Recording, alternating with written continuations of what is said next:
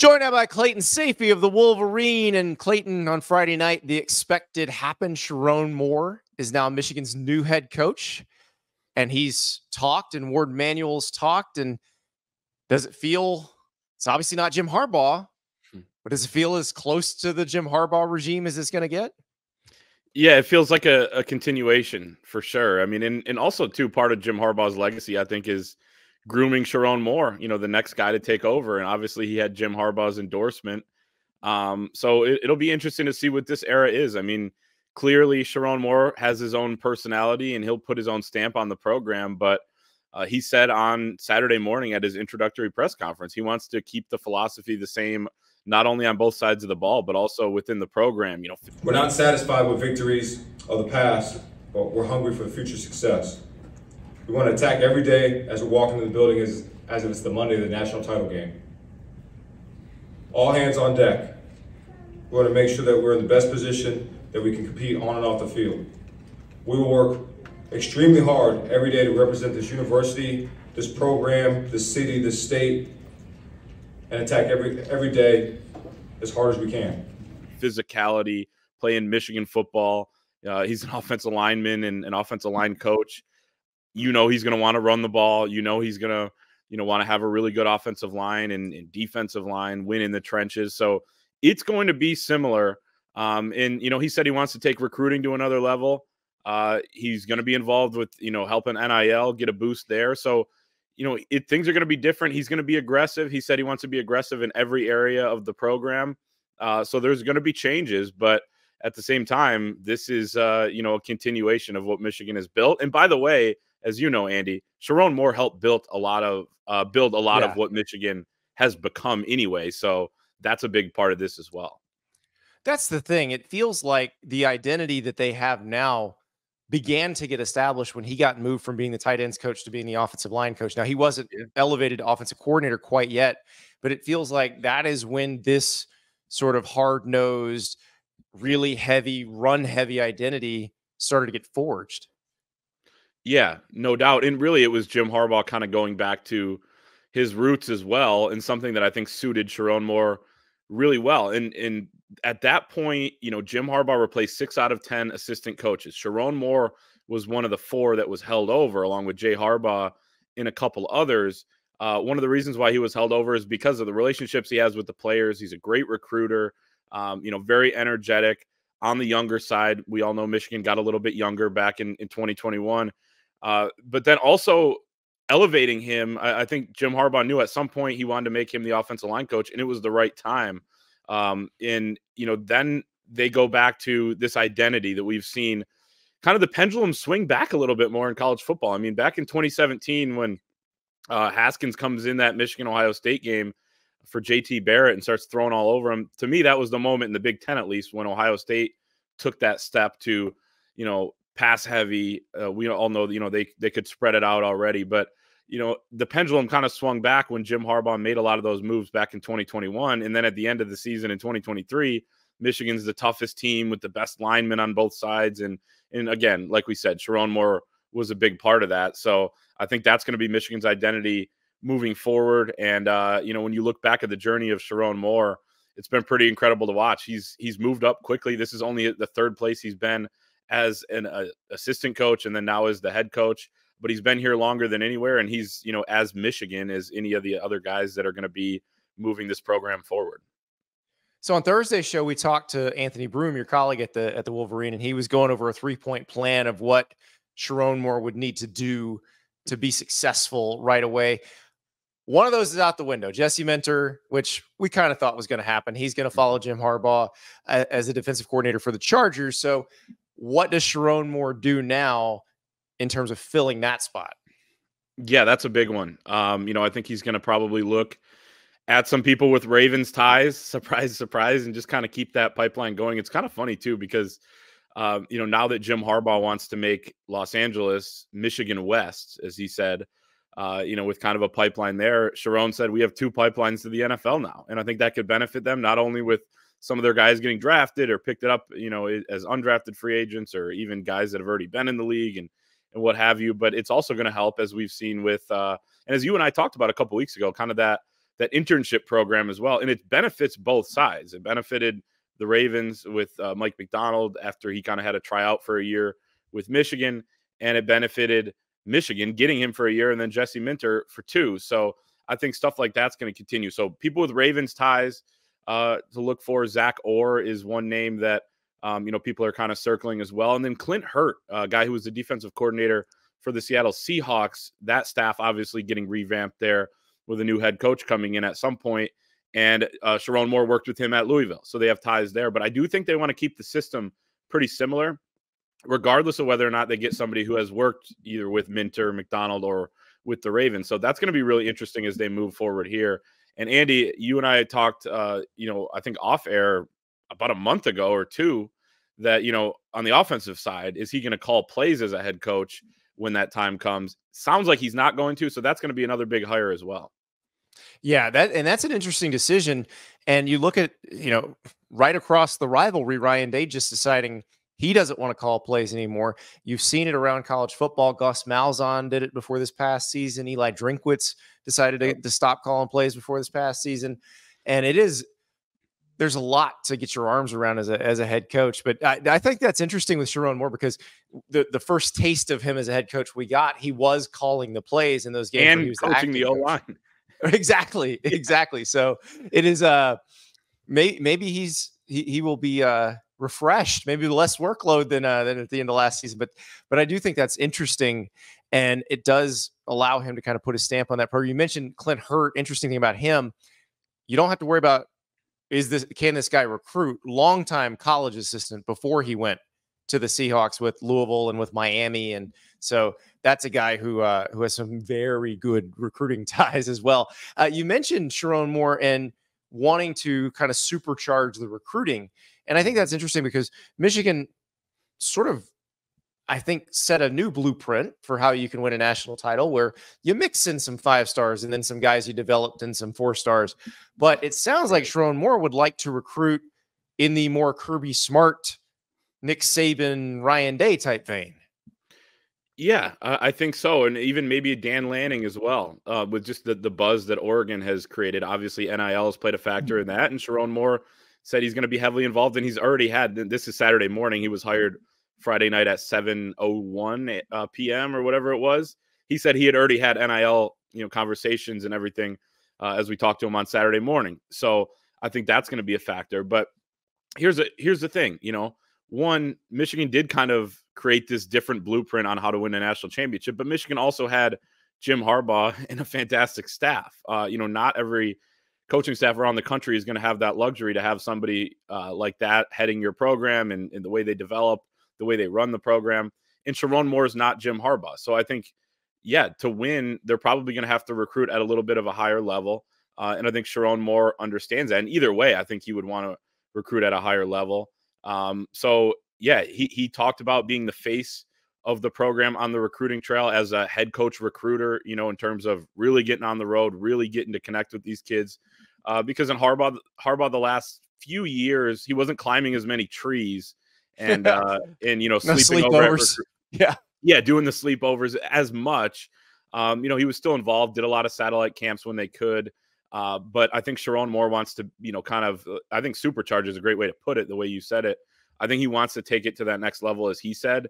And, that's going to be something that he's really good at. People forget because so early on in his tenure, when he was tight ends coach, he was their ace recruiter. Like, he was also in on all the top recruitments that top recruits Michigan was going after, regardless of position, regardless of area of the country. He did hone in on the Midwest when he was tight ends coach. Took a little bit of a step back in that area once he became O-line coach and O coordinator. And then obviously this past year having to serve as interim head coach for 4 games.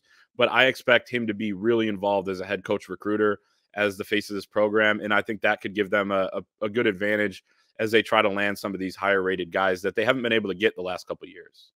Well, and that probably explains the abdicating of play calling duties and game planning duties. If that is going to be one of your primary focuses and you want to be the face of the program in recruiting, we talk about Nick Saban. He was Alabama's most aggressive recruiter. He was their closer. Right. The top 15 guys on the board, those are his guys. And so I would imagine that that's something Sherrone Moore wants to do. Speaking of recruiting, we got to talk about Mr. Herbert. And I know probably the casual fan thinks when I tell you Mr. Herbert, we're talking about Justin Herbert, Jim Harbaugh's new quarterback with the Chargers. No, we're talking about Ben Herbert, the strength coach at Michigan. What are the chances that Sherrone Moore can keep him around? Yeah, so I think initially and probably still happening, the buzz was that Jim Harbaugh is going to try to take Ben Herbert with him, Michigan strength coach, who is one of 2 in the country who makes over $1 million now. He's been that valuable to this program. Jim Harbaugh tried to nominate him for the Broyles Award a couple years ago. The Broyles Award said, no, you can't do that. And he should have won it. He should have won it too. Right, absolutely. And so, but the Broyles Award came back and said, yeah, you can't do that. But that's how much he means to Jim Harbaugh and this program and, the players and everything else. Now, from what we've heard, there's a strong chance that Sherrone Moore is going to be able to retain Ben Herbert and keep him in. He said yesterday that he's very encouraged. We've also spoken to people around the program who it sounds like that's the way that things are leaning at this point. And a big clue as well would be Sherrone Moore, before he addressed the team on Saturday morning for the first time as Michigan's head coach. The guy who addressed the team before him was Ben Herbert. The guy who was leading the workout before that was Ben Herbert. And it was fitting the first team meeting was right in the middle of the weight room there with Herb and Sherrone. So I think that's going to happen most likely. And that is huge for Michigan. He's also associate head coach. I mean, Jim Harbaugh tried to give him like every title he possibly could because he just loves the dude. But everybody loves the dude, including Sherrone Moore. And I think they understand how important it is to keep him.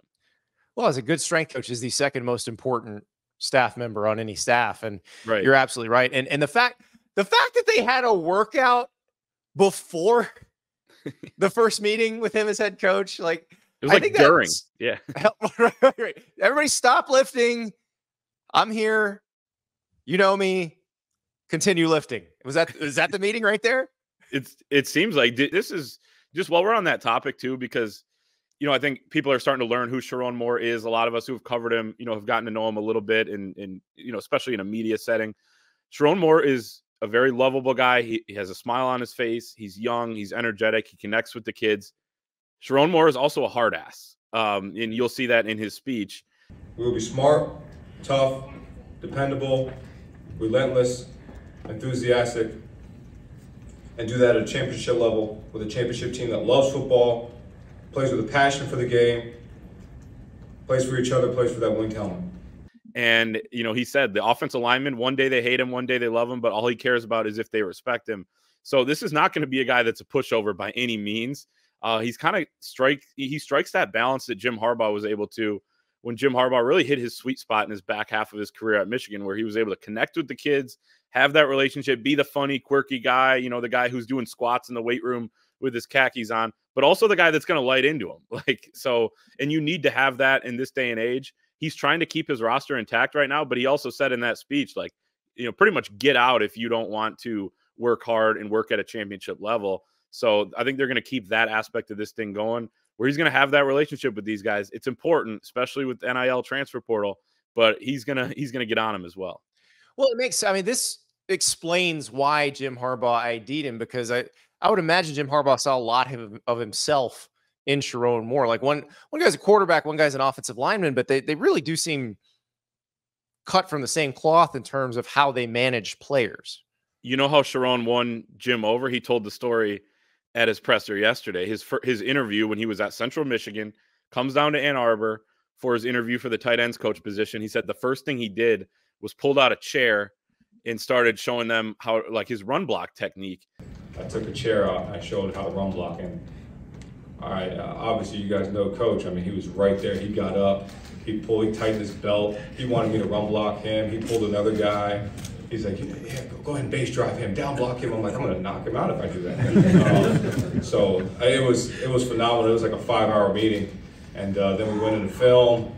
And he was like, yeah, you want to spend the night? Coach, I came with a suit. He's like, yeah, we'll go downstairs, get you some gear. It'll be great. I was like, sure. He spent the night. They offered him the job in the morning, and the rest was history. But so yes, Andy, they are cut from the same cloth. That is amazing. Speaking of Jim Harbaugh, he is in Baltimore supporting brother John in the AFC Championship game. Before that game, he was interviewed by CBS, and got asked about leaving Michigan, and the answer I thought was really telling. He said, "There's only one Lombardi Trophy," and this is something that you and I have talked about a bunch over the last few months. But how hard was the pull of the idea of winning that Super Bowl that eluded him the first time around? Yeah, and I wonder, even when he took the job back in December of 2014, if in the back of his head, like it was in the back of many people's minds, that at some point he was going to go back and chase a Super Bowl. Now, I don't think, he's a guy that lives in the moment. I don't think that was kind of, all he thought about over the last 9 years or anything else. But I do think the last few years, when they've started to have a little bit more success, he was drawing a little bit of interest from the NFL, that kind of intrigued him. And he wanted to go 2 years ago. I think he didn't want to go as much last year because of the team he had coming back. What he had, yeah. Yeah, they end up winning the national championship.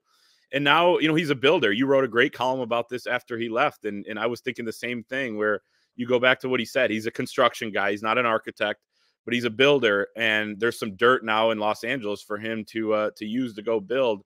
But he also, he almost won the Super Bowl and almost got there as a player.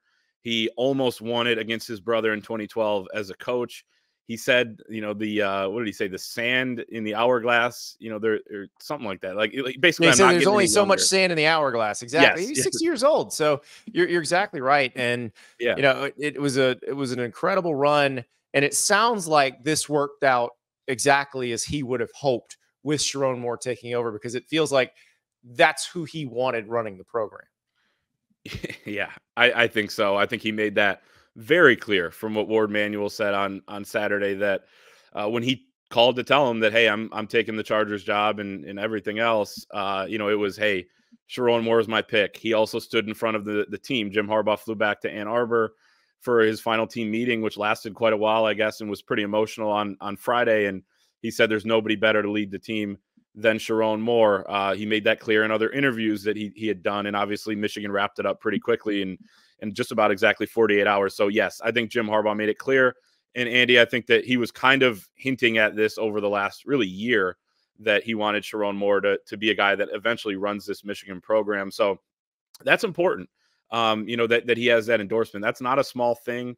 And I think that's going to help the roster stay intact. I think that's going to help really the ideas down the road. I mean, Jim Harbaugh leaves on incredibly good terms here. So maybe Michigan West. You got Michigan West in LA. You got Michigan East in Baltimore. Hell, maybe even Charlotte, with Biff Poggi down there. So you got some, they're starting to kind of take over the country here, the map. Dueling internship programs and feeder systems for defensive coordinators. And yeah, they got it all. And I appreciate Michigan doing this quick. I got a little tired of going on radio shows and people like, who else are they going to look at? Who are they going to interview? I'm like, they're going to hire Sherrone Moore. Yeah.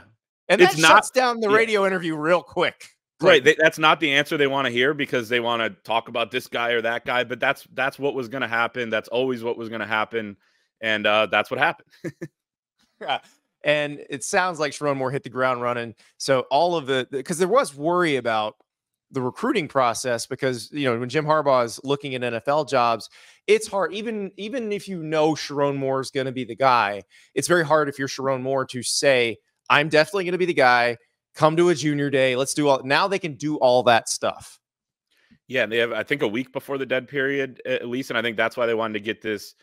Like, let's get the press conference out of the way. Let's get you to the basketball game. And by the way, he was there with a bunch of the top players. He's trying to keep them as close to him as possible. And he let Donovan Edwards talk naturally, as one would, to the Michigan crowd there. But he wanted to get that day out of the way. And I think he wanted to make sure he could get all the, first orders of business out of the way, which is staff, because that helps with recruiting too. You got to announce these guys, make sure you retain all the guys, including Ben Herbert. You got to make sure guys don't go in the portal.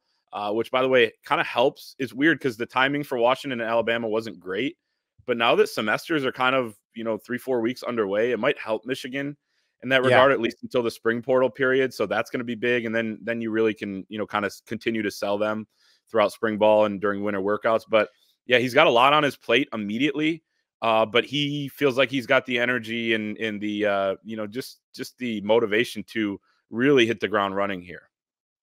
Well, it'll be fascinating to see. And yeah, the guys that are already there, they're in classes, they're hanging around for the spring semester, may as well do spring ball. And yeah, it probably does put a dent in who might go into the portal. Although I'm sure there are plenty of people who are in those dudes' ears because there's a lot of good players at Michigan. But we shall see. New head coach Clayton Sayfie. Sounds like new boss, almost the same as the old boss. Yeah, not going to be too different. It's going to be fun though, for sure. Appreciate it, Clayton. Yep.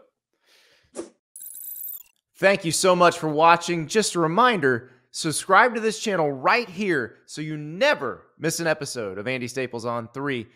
And oh, by the way, watch all the other great videos on the On3 Sports YouTube channel.